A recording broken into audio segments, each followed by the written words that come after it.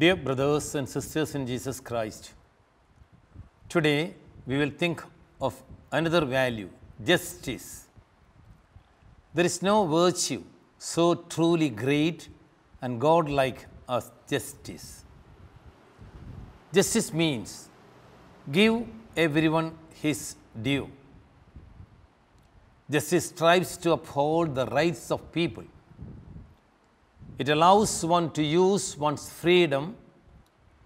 It gives equality of opportunity. It permits the use of one's possessions and properties. Justice extends opportunities of thinking, living, working, moving freely, acting, and developing one's potentials. It aims at improving living conditions of people. It is the binding force which holds the people and the world together.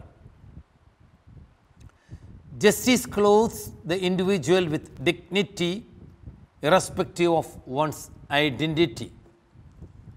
It strives for the common good of all. It establishes the identity of the individual.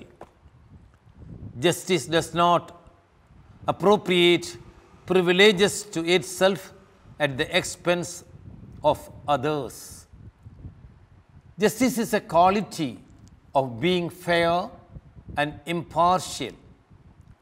It acts in accordance with the facts. It is the sum total of all moral duty. Justice strives to ensure that people receive the basic necessities of life in terms of food, clothing, shelter, and medical care.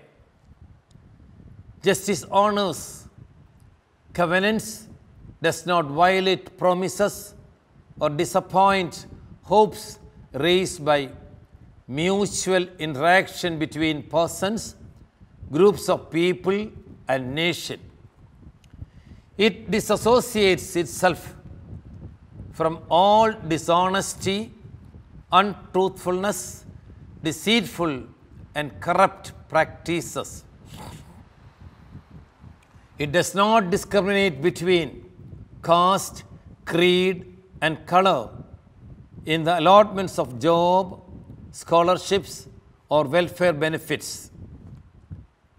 It gives equal advantage to the deserving, recognizing true potentials, aptitudes, abilities, and efficiency. Justice avoids nepotism and partiality. Justice promotes peace and harmony. In the Bible, in the book of 1 Kings, chapter 3, 16 onwards, we read the wisdom judgment of King Solomon, one of the best example of justice. Two women who were prostitutes came to the king and stood before him.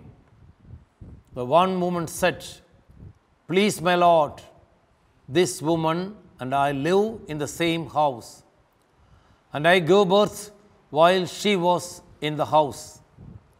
Then on the third day, after I gave birth, this woman also gave birth. We were together. There was no one else with us in the house. Only the two of us were in the house.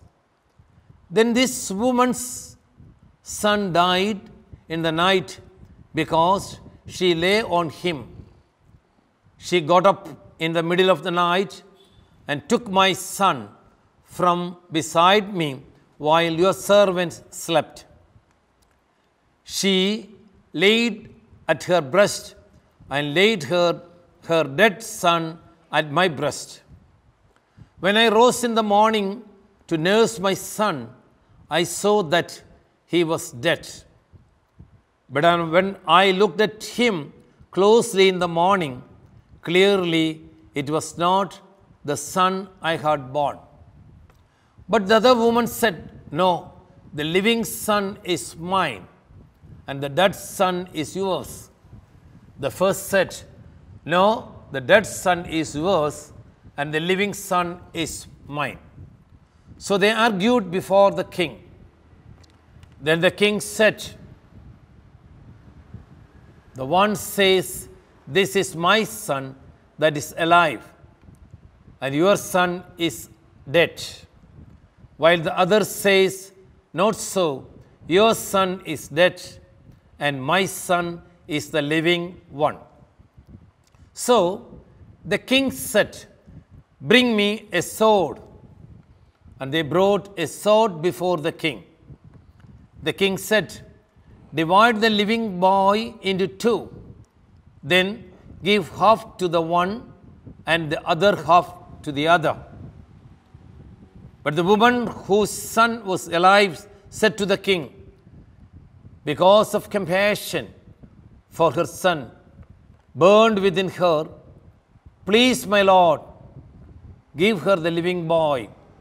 Certainly do not kill him.'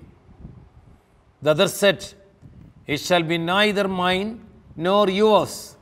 Divide it.' Then the king responded, 'Give the first woman the living boy. Do not kill him. She is his mother.' All Israel heard of the judgment that the king had rendered, and they stood in awe of the king because they perceived that the wisdom of God was in him to execute justice." So, my dear brothers and sisters, it's very clearly from the narrated story how fair the king was to execute justice to the women. In our life also, we have to cultivate this good habit of justice. At home, we know we are different persons. Give everyone his due. The father deserves respect, love, and care. Give that to him. The mother deserves love and acceptance. Give that to her. So also, when you go to school, your teachers, they expect your respect. You are supposed to give to them. So everyone deserves justice, and everyone renders justice. If you render justice to each and everyone, you can have a wonderful world, a wonderful home, a wonderful place. How can we cultivate justice? Justice can be cultivated being kind and honest in one's dealings with others, honoring promises and arguments made to others, expressing gratitude for the sacrifice others make, meting out justice promptly when the need arises, being absolutely fair in dealing with others without discriminating, refraining from expressing contempt and hatred towards others, granting pardon to those who repent, striving to promote peace and harmony, not aspiring the privileges of others, following rules and regulations justly, opposing oppressions and inequality in all its forms, being impartial and upright in one's dealings with others, not nursing prejudices against others, honoring promises and commitments, abiding by the laws and regulations, striving to remove oppressions, refraining from expressing hatred or contempt to others, expressing gratitude for the benefits of and services received. So, my dear brothers and sisters, in the society, even in our homes, there are so many occasions where we show injustice to others. So, let us practice this wonderful virtue of justice and give everyone everyone's due. May God bless you. Thank you.